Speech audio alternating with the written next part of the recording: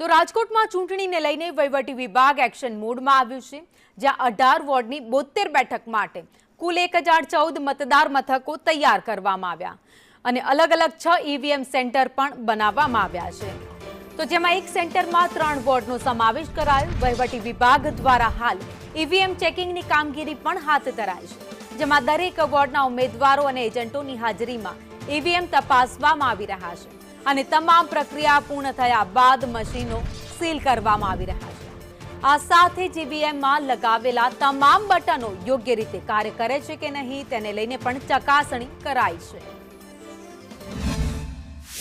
ચૂંટણીને લઈને વહીવટી વિભાગ છે તે એક્શન મોડમાં આવી ગયું છે. હું તમને સીધા જ દ્રશ્યો છે તે બતાવી રહ્યો છું કે અહીં અત્યારે ઈવીએમ છે તેનું અત્યારે ચેકિંગ કામગીરી છે તે ચાલુ છે. હું તમને સીધા જ દ્રશ્યો છે તે બતાવી રહ્યો છું કે અત્યારે ઈવીએમ ને ચેક કર્યા બાદ તેની સીલની કામગીરી છે તે કરવામાં આવી રહી છે. મારી સાથે અધિકારી છે, આપણે તેના સાથે પણ વાત કરીશું. કઈ રીતે આ કામગીરી ચાલુ છે?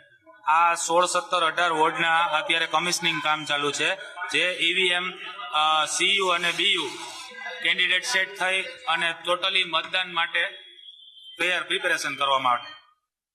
તમને દ્રશ્ય બતાવીશ કે અત્યારે જે ઉમેદવારો છે તેને ઈવીએમ ચેક કરાવવામાં આવ્યા હતા કે તમારા વોર્ડના કેટલા ઉમેદવારો છે, બધાના નામ બરોબર છે કે નહીં, અને જે ઉમેદવારો છે તેના નામ ઉપર બટન દબાવ્યા બાદ તેમાં લાઇટ થાય છે કે નહીં, તે તમામ કામગીરી ચાલુ હતી. સર, કઈ પ્રકારની કામગીરી છે તે અત્યારે કરવામાં આવી રહી? તમે સીધા જ દ્રશ્યો છે તે જોઈ શકો છો કે રાજકોટનો 16, 17 અને 18 3 વોર્ડ છે તેની અત્યારે ઈવીએમ ચેકિંગની કામગીરી છે તે અત્યારે કરવામાં આવી રહી છે. કઈ પ્રકારની કામગીરી છે?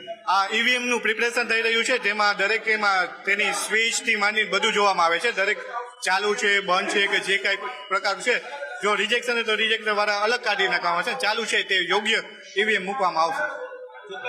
દ્રશ્ય બતાવીશ કે વોર્ડ નંબર 16, 17 અને 18 અલગ અલગ જે 6 ઝોન બનાવવામાં આવ્યા છે ત્યાં આ ઈવીએમ છે તેને મોકલવામાં આવ્યા છે. ઉમેદવારોને બોલાવવામાં આવ્યા હતા સવારથી અને તેની સામે ઈવીએમ છે તે ચેક કરાવવામાં આવ્યા હતા. જે કોઈ પણ ઈવીએમ મશીનમાં ખરાબી હોય તે ઈવીએમ મશીનને સાઈડમાં મૂકી દેવામાં આવ્યા હતા અને ઉમેદવાર દ્વારા જે પણ ઈવીએમ છે તેને ચકાસણી કર્યા બાદ તેની અત્યારે સીલિંગ કામગીરી છે તે કરવામાં આવી રહી છે. ઈવીએમને ચેક કરવામાં આવી રહ્યા છે અને ચેક કર્યા બાદ તેને અહીંથી મતદાન મથક છે ત્યાં મૂકવામાં આવશે. કેમેરામેન માધવ ભટ્ટ સાથે દિવ્યેશ જોશી, સંદેશ ન્યૂઝ, રાજકોટ.